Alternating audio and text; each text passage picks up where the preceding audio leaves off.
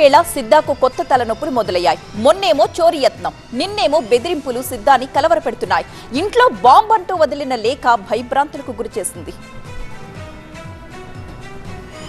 మాజీ మంత్రి సిద్ధా రాఘవరావు ఇంటికి బాంబు బెదిరింపు రావడం ఉలిక్కిపడేలా చేసింది. ఒంగోలులోని సిద్ధా రాఘవరావు నివాసంలో 2 బాంబులు పెట్టామంటూ ఆయన ఇంటి ముందు గుర్తు తెలియని వ్యక్తి బెదిరింపు లేఖ విసిరేసి వెళ్లిపోయాడు. ఇంట్లో పెట్టిన బాంబులు తీసేయాలంటే 7 కోట్ల రూపాయలు ఇవ్వాలని లేఖలో డిమాండ్ చేశాడు. అప్రమత్తమైన పోలీసులు హుటాహుటిన సిద్ధా రాఘవరావు ఇంట్లో సోదాలు చేశారు. ఎలాంటి బాంబులు లేకపోవడంతో ఊపిరి పీల్చుకున్నారు. బెదిరింపు లేఖ విసిరిన వ్యక్తి దృశ్యాలు సీసీ కెమెరాలో రికార్డయ్యాయి. నిందితుడిని అదుపులోకి తీసుకున్నారు పోలీసులు. పాత నిందితులే ఇప్పుడు డబ్బు కోసం ప్రయత్నించినట్టు తెలుస్తోంది. ఇటీవలే సిద్ధా రాఘవరావు ఇంట్లో చోరీకి విఫలయత్నం చేశారు దొంగలు.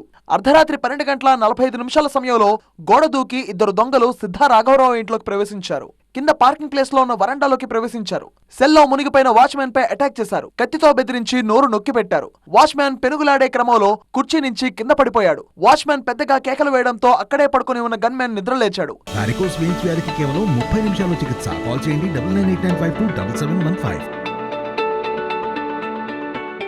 వెంటనే అక్కడి నుంచి పరారయ్యారు దొంగలు. దొంగతనం ఘటన మరొక ముందే మళ్లీ ఇలా బెదిరింపులు రావడం సిద్ధా కుటుంబాన్ని భయపడుతోంది. వరుస సంఘటనలు కలవరపాటుకు గురిచేస్తున్నాయి. సిద్ధా కుటుంబానికి ఎవరైనా హాని తలపెట్టారా అని చర్చ సాగుతోంది. సిద్ధాకు బెదిరింపుల వ్యవహారాన్ని సీరియస్ గా తీసుకున్నారు పోలీసులు. నిందితుడిని క్షణాల్లో పట్టుకుని స్టేషన్ కు తరలించారు. ఎవరైనా కావాలనే ఇదంతా చేస్తున్నారా లేదా పోక్రీ బ్యాచ్ పని అయి ఉంటుందా అని ఆరా తీస్తున్నారు పోలీసులు. అయితే పోలీసుల విచారణలో అసలు విషయం బయటపడనుంది. ప్రకాశం జిల్లాలో అత్యంత ఖరీదైన నియోజకవర్గంగా దర్శికి పేరు.